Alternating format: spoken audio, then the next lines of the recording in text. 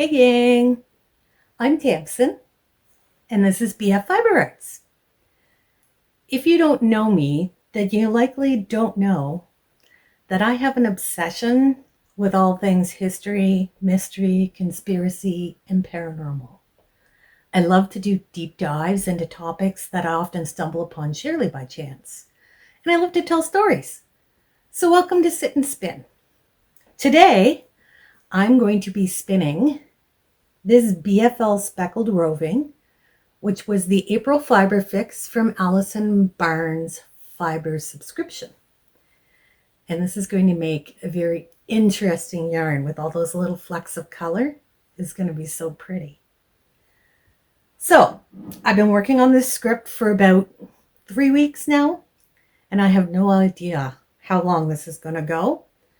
We're just going to tell the story, and we'll get there when we get there. So grab a coffee, grab your spinning stuff if you want to spin along. If you don't drink coffee, grab tea, water, Coke, whatever your beverage of choice is, and get comfy, and let's spin a yarn. Let's talk about John Donovan. 5 days shy of his 60th birthday, the retired social worker was hiking Southern California's Mount San Jacinto, a 10,834-foot peak, when on May 6, 2005, a blizzard dumped 8 inches of snow. Donovan was trapped on the flanks of the peak under an ocean of blinding whiteness. Donovan should not have been there.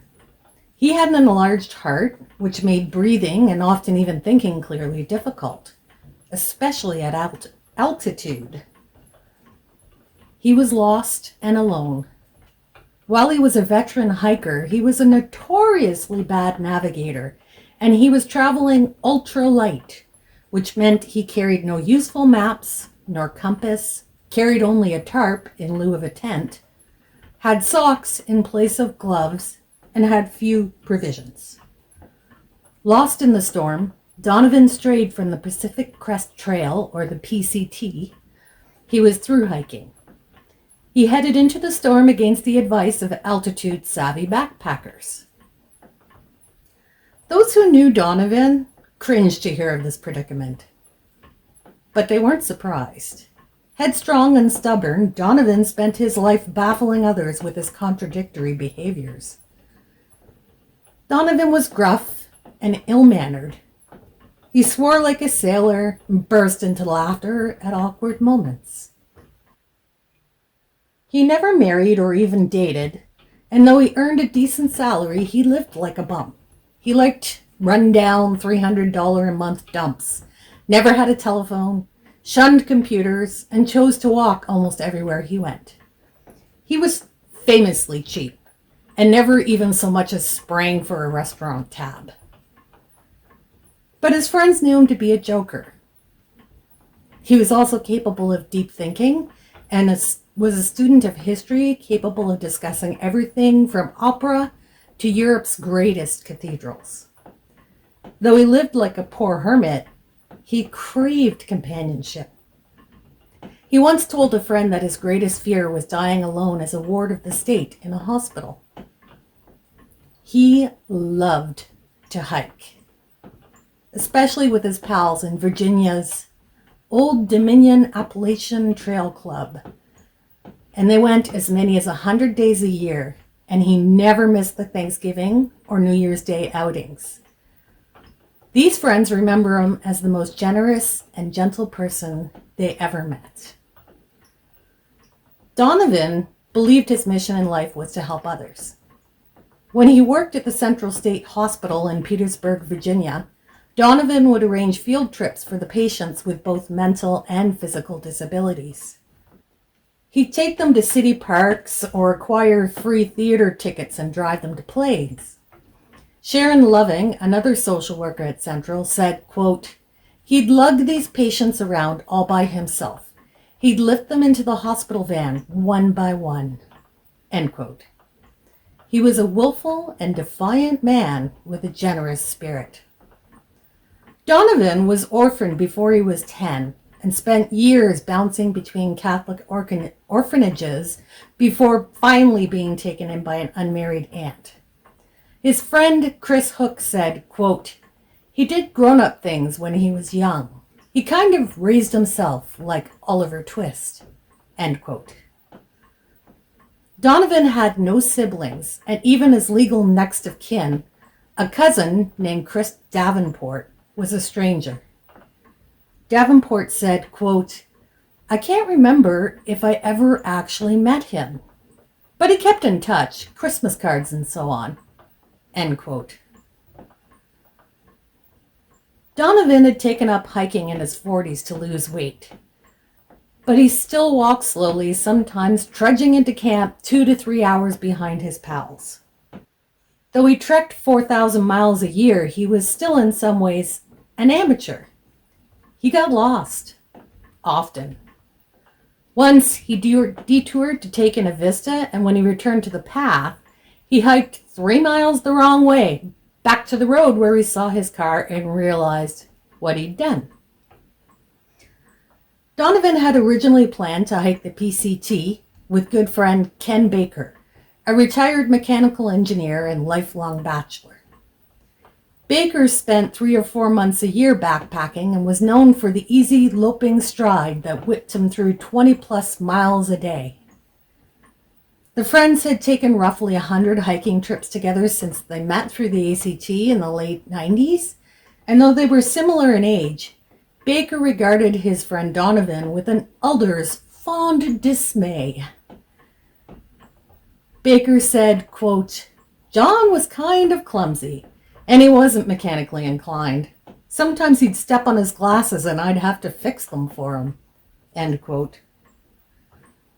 It was Baker who introduced Donovan to ultralight backpacking, retrofitting his buddy's gear. In 2004, Baker even spruced up an outbuilding on his farm for Donovan. At the sweet price of $200 a month, utilities included, Donovan moved right on in. Donovan spent a year planning the PCT hike for himself and Baker and wrote out a 6-page itinerary on a manual typewriter, calculating everything they'd need to carry, including coffee, down to the half ounce. But when the time came in the spring of 2005, Baker told Donovan he wanted to postpone the start of their PCT trip by 3 weeks.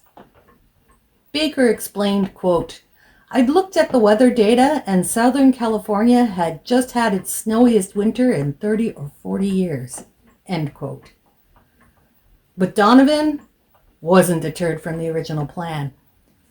When Baker asked what would happen if Donovan got lost, Donovan just assured Baker that, quote, "The crowds up ahead will blaze a trail through the snow. I'll be all right," end quote. Well, look, we have a latte sighting. What's up, baby? Come here. Come here. If you're going to interrupt the video, you have to interrupt the video, baby. Yes. Oh, there's the purrs. That was just Donovan's way. His hiking friends called him El Burro for the way he plowed through icy creeks and windstorms and meandered off course for 2 days, but still somehow managed to finish his trek. He wasn't about to wait for Baker or the melting snow. He took off on April 19th, the day he retired. Friend Chris Hook said, quote, "They had a party for him that morning at work, and at 12:30 I called to wish him luck. He was already gone." At the start of his hike, Donovan headed north from the Mexican border with his friend Lynn Paget through the hot Mojave Desert that surrounds the PCT's first 100 miles. Paget, a burly 48-year-old tool salesman, liked to tell stories of his adventures with Donovan and how, despite many bad decisions, the two of them would always have a good time hiking. It's from Paget that we learn about Donovan's so-called lucky pants. Paget said that once, when Donovan was hiking alone in the icy snow on Poland's Tetra Mountains, Donovan had slipped and went careening down a long glazed slope. 2 other hikers had died in that area the same day, as Donovan told it, but he'd survived because the cord on his wind pants snared a bush, arresting his slide. Paget said, quote, "He called those his lucky pants. He wore them everywhere," end quote. So, when Donovan accidentally left his lucky pants at a motel, he soon became obsessed with the loss.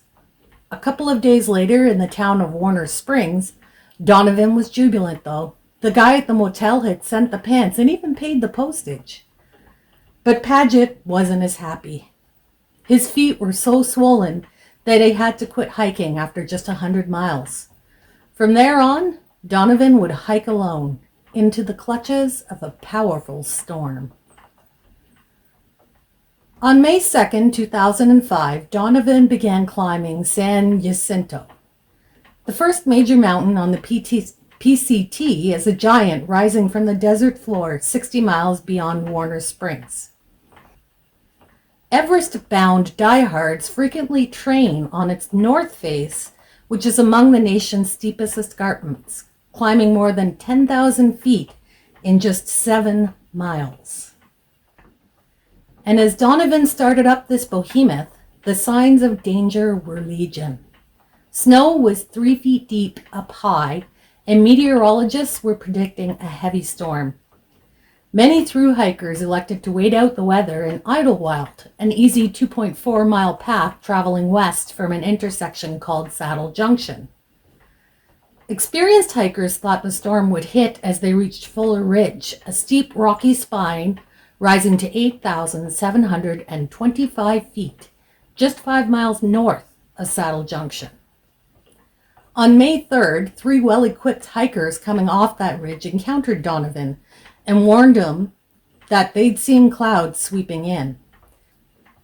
They couldn't deter him from going, nor convince him to take an ice axe.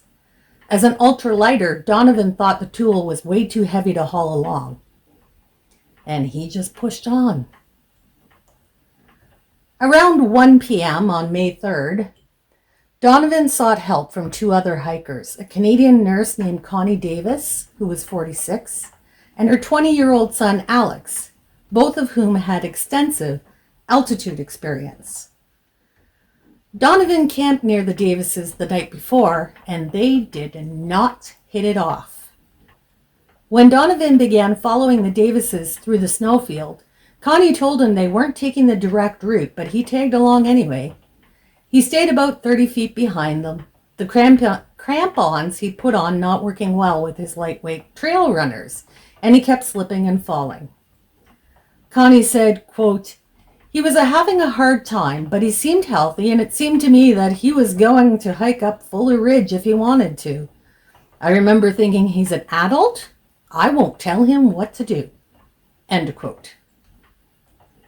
The Davises followed a small creek uphill and turned northwest, roughly half a mile south of Saddle Junction. Connie later wrote in a letter to the PCT community, quote, "That's where we saw him last. He was very close to Saddle Junction. There was patchy snow at this point, and you could see hints of the trail." End quote. No one ever saw him alive again. It would be 12 days before anyone realized Donovan was missing. The PCT community, bound by the internet and by rumors floating up and down the trail, collectively shuddered. Missing posters appeared at trailside post offices, and theories swirled as to his fate. Many hikers believed that Donovan headed toward Fuller Ridge and then faltered in the blizzard. Some thought maybe Donovan spied the lights of Idlewild after the whiteout eased up and began to fight his way down toward the town, only to stumble off one of the myriad of 30 to 50-foot drop-offs en route. About the only thing that seemed certain was that Donovan perished on San Jacinto's west side, near Saddle Junction. His friends reflected on the life of their friend and were of one opinion. Donovan was a little socially obtuse and eccentric, but his generosity had an enduring quality, and he emitted a purity of spirit. Somehow, you'd always come away from time with him better for the experience. Now, this is a sad tale for sure, but why this man as a sit and spin topic? Well, I told you that story to tell you this one. Mount San Jacinto also has a broader appeal with the Palm Springs Aerial Tramway taking people to an 8,500-foot mountain plateau in about 15 minutes, delivering tourists to 2 restaurants, a lounge, and a gift shop near the summit. On May 6, 2006, Brandon Day, 28, and Gina Allen, 24, 2 young Texans, were amongst visitors enjoying the view. They had met on MySpace.com a few weeks before. Yes, MySpace, that was pre-Facebook era. And Day, a financial advisor from Dallas, had taken Allen along to a conference at a resort in Palm Desert. Neither had been so high in the mountains before. In shorts and tennis shoes, holding a digital camera, they strolled to a creek, and in the giddy throes of new romance, they pelted each other with snowballs. They were wrapped up in each other, and after their snowball fight, they hiked the 1.5-mile Desert View Trail, which loops the high flats by the tramway. They ventured off course to a cliff atop Long Valley, enjoying the view before returning to the trail. Around 3 p.m., Day and Allen heard a waterfall and wandered off course to take pictures of the cascade. But when they tried to get back to the trail, they couldn't find it. Day said, quote, "I wasn't worried. I have a good sense of direction, and we figured that if we missed the bus back to the resort, we could just take a taxi." End quote. They followed the sound of voices for a while, only to discover that, in fact, they were chasing echoes. By 5 p.m., they came across Long Creek, which they'd seen from the overlook. They tried to yell for help, but they heard nothing but echoes. So they tried to head directly north toward the tram. But they kept hitting dead ends. Day explained, quote, "The mountain forces you downward. It was like Chinese finger cuffs. The more we tried to get out, the tighter and steeper it got." End quote. When dusk fell, Day scrambled ahead alone in search of alternate paths. Allen said, quote, "He went out of sight and I was shaking. I was really scared." End quote. She had never spent a night outside, and now she was up above 7,000 feet in a tank top and a windbreaker. Day returned after his unsuccessful reconnaissance mission, and the two sat down and waited. Day said, quote, "It made perfect sense to us that rangers were out looking for us with flashlights and bullhorns." End quote. The rangers never showed up. After shivering all night in the 45-degree Fahrenheit chill, Day and Allen decided to climb up San Jacinto to be more visible. They made it almost to the summit around noon, but saw no one, and after yelling in vain for help, they made a snap decision. Day said, quote, "We couldn't sleep there up high in the cold." End quote. Riverside County Search and Rescue veteran Pete Carlson said Day and Allen should have followed the ridgeline down. He said, quote, "They'd be visible and the descent would be gradual." End quote. But they weren't experienced outdoor peoples. Instead, they thrashed deeper into Long Valley, encountering an increasingly steep slope marred with gravel, weeds, and impassable boulders. Day kept trying to think ahead, but the mountain kept vexing them. He said, quote, "We were going down this steep, gravelly slope, and I got to a 10-foot drop-off. I'm hanging onto a vine to ease down, and then I see this boulder tumbling at me. I swung out over the cliff holding the vine, and the rock tumbled by." End quote. Apparently he had some Indiana Jones moves. Though they feared the water of Long Creek wasn't safe to drink, They had to do it to avoid dehydration, but by the third night, they were famished. Alan, raised Catholic, prayed to St. Christopher, the patron saint of travelers, and to St. Anthony, the patron saint of the lost.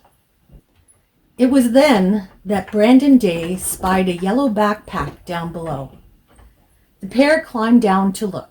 Inside, along with some clothes, were some maps with notes in the white spaces, like a journal. And Gina felt elated when she saw the entry dated May 8th. She said, quote, "He's got to be nearby. That's today." But then Brandon looked closer at the entry. It said, quote, May 8th, 2005. Took a fall, too weak to climb out of canyon. Down his gorge, no way out. Then he found another. It said, May 11th. I'm 60 today, down to last 2 crackers. And then, May 14th, heading down to the creek for water. Goodbye, and love you all. Let's hear from Gina Allen and Brandon Day in their own words from the Discovery show, I Shouldn't Be Alive, Date from Hell. I think this counts, honestly. Very dramatic, but I think it counts. Gina. It was just a blow that, for one, how have we found this exactly 1 year ago to the day? And in seeing everything he had, he was obviously prepared for something. You know, he was an experienced climber, an experienced hiker. That his campsite's abandoned? You don't know what the hell is going on.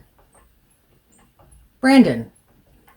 These are someone's last words. We've just read someone's last words. It was exactly a year ago that we found this campsite of someone saying goodbye to the world. And here we are in the same place a year later to the day. And to go from such a high to such a low in such a short amount of time was something that shakes you. This doesn't happen. This is stuff that people make up and put into a movie. Gina. I'm looking through the bag and I come across all of his identification. I see his name is John Joseph Donovan and he's in his 60s from Virginia. And I come across a driver's license, his credit cards, his debit cards, his everything. And digging through all of his cards, I see the prayer card that has the St. Christopher prayer. And that's when just too many loose ends were tied at that point. That St. Christopher is the patron saint of travelers, and I had been praying to St. Christopher my whole way along. It's just all kind of coming to a head at that point. I can't take it. It's just too much. I can't think of anything but getting the hell out of there. Brandon. And then we see what he had written about. There was just 140 to 150 foot waterfall and no way to get around it. At this point, it's sinking in. We can't walk our way out. We're trapped. In fact, they were in a gorge and it ended in that waterfall. They couldn't go back up. They were too weak and unprepared, and there was no way down that waterfall. Gina. At that point, we knew we were not getting out. There's no way. There's no way we can get out. This man was prepared. He had everything he needed. We were not prepared for anything. We just had our running shoes. We had chapstick, a digital camera, sunscreen, and running shoes. This man was prepared and he couldn't get out. It's very defeating. They went back through the bag again, hoping for anything that could help them. And inside the bag, inside another bag, they found wooden strike anywhere matches. And the matches were still dry. So they did what anyone would do. They made a fire. Huddled around that flame and the first warmth they felt in days, they heard a noise. It was a helicopter. They did everything they could to catch the attention of the helicopter, but despair kicked in when it didn't see them and flew away. Gina. That point is when I started to really lose my faith. I lost hope and I lost faith that we really weren't going to get out. At that point, I started letting go, just resigning all hope and accepting it and realizing it's okay. I had spoken to my mom and I'd spoken to my sister. I had spoken to my best friend and it was okay. I had spoken to everyone that I love in the last few days and it's okay. It's okay that I don't come home. Brandon. Tuesday morning, we felt by far the worst we felt since we'd been out there, and just standing up from a crouched position was difficult.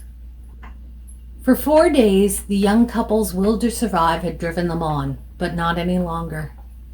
Brandon wandered around aimlessly, and then made a heartbreaking discovery in a pool down the waterfalls. John Donovan's body. Brandon. That's when I made the decision. I'm going to light the whole damn place on fire. The whole place.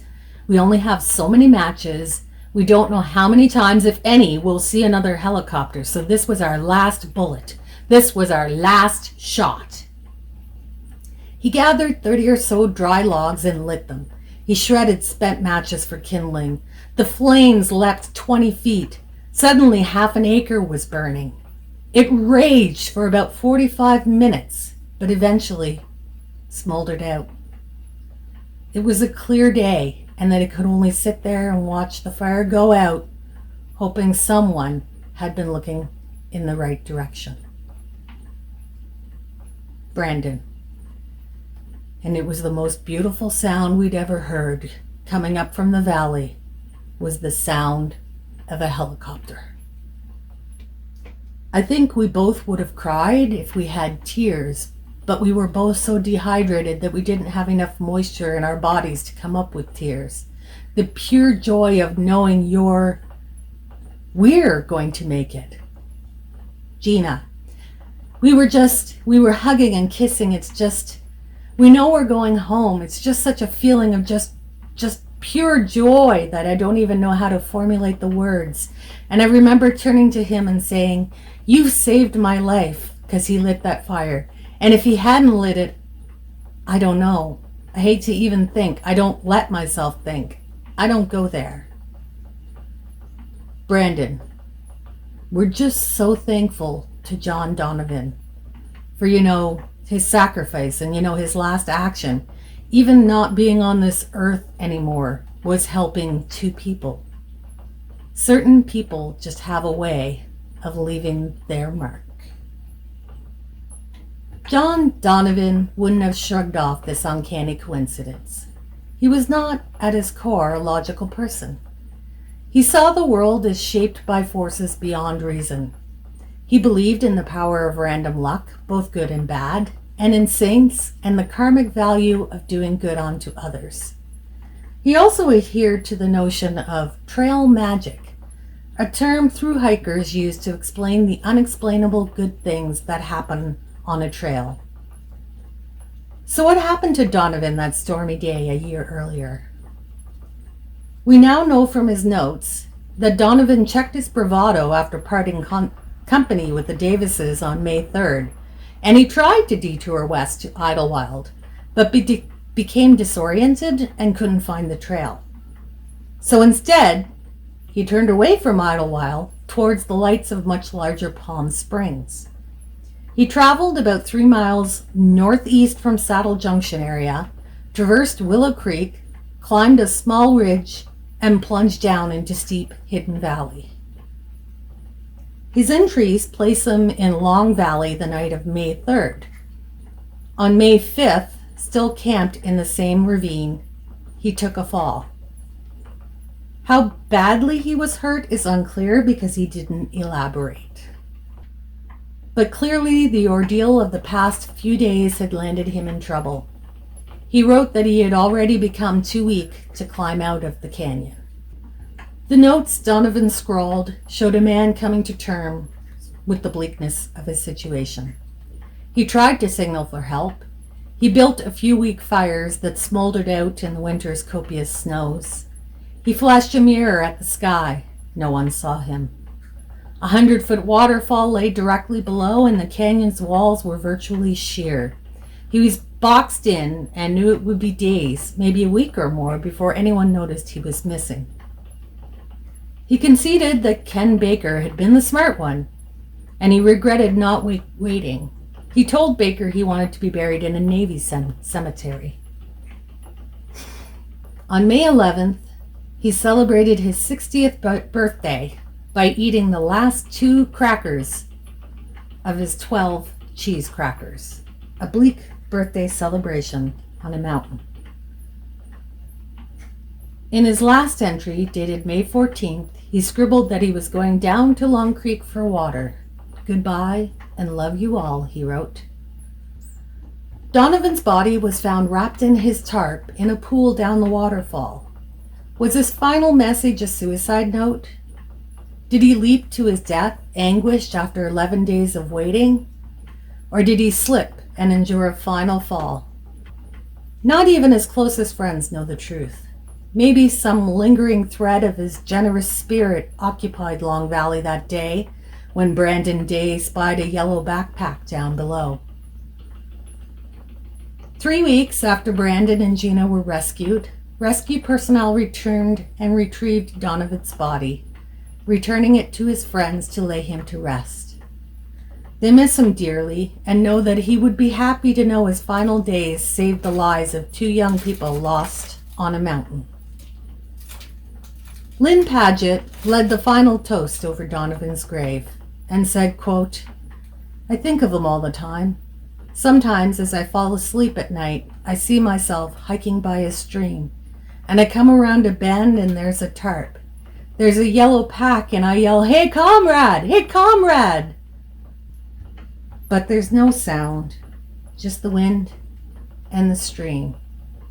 There's nothing there, just this green tarp and a pack and some shoes on a rock." I hope you enjoyed this yarn, and if you did, do the stuff down below, because I do stuff like this all the time. Thanks for joining me, guys. Bye.